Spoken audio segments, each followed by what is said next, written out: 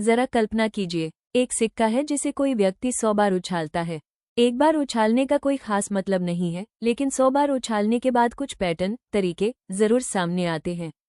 ठीक ऐसा ही जीवन में भी होता है। एक छोटा सा काम एक बार करने पर शायद बहुत मामूली लगे, पर जब उसे हर रोज दोहराया जाता है तो वो पूरे भाग्य को बदल सकता है।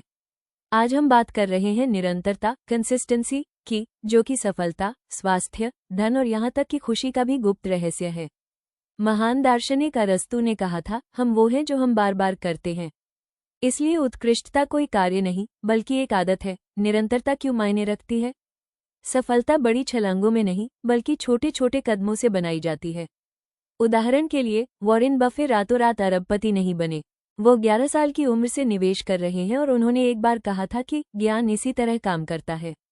ये चक्रवृद्धि ब्याज की तरह जमा होता जाता है। यूनिवर्सिटी कॉलेज लंदन के अनुसार एक नई आदत बनाने में औसतन 66 दिन लगते हैं। अब कोई सोच सकता है कि अगर निरंतरता इतनी शक्तिशाली है तो ज्यादा लोग इसका पालन क्यों नहीं कर पाते?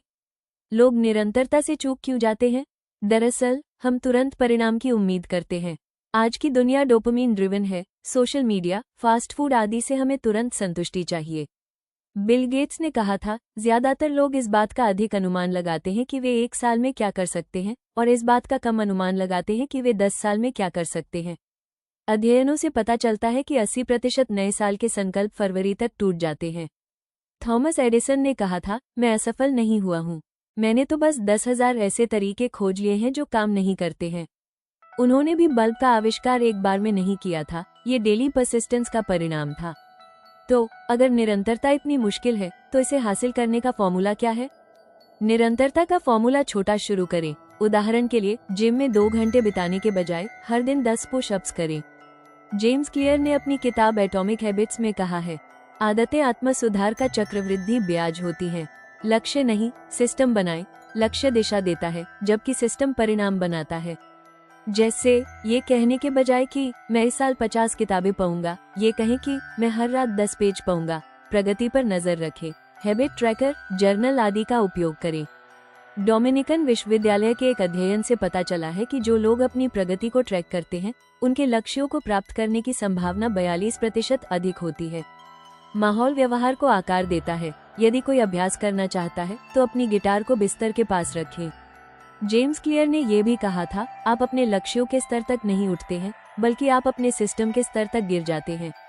वास्तविक जीवन के उदाहरण, अब जब फॉर्मूला पता चल गया है तो देखते हैं कि जिन लोगों ने निरंतरता का उपयोग करके दुनिया बदली, उनके जीवन में ये कैसे काम करता है। स्टीफन किंग छुट्टी वाले दिन भी हर दिन 2000 शब्द लिखते हैं। कोबी ब्रायंट अपनी माम्बा मेंटेलिटी के लिए जाने जाते थे। जब बाकी लोग सो रहे होते थे तब वो सुबह 4 बजे अभ्यास करते थे। एल्बर्ट आइंस्टीन ने रिलेटिविटी पर इसे प्रकाशित करने से पहले 10 वर्षों से अधिक समय तक काम किया। उन्होंने कहा था, ऐसा नहीं है कि मैं बहुत स्मार्ट हूँ, बस मैं समस्याओं के साथ ज्यादा देर तक रहता हूँ। हाँ, निरंतरता भले ही जोरदार न हो, लेकिन यह महानता की हर कहानी के पीछे का गुप्त घटक है।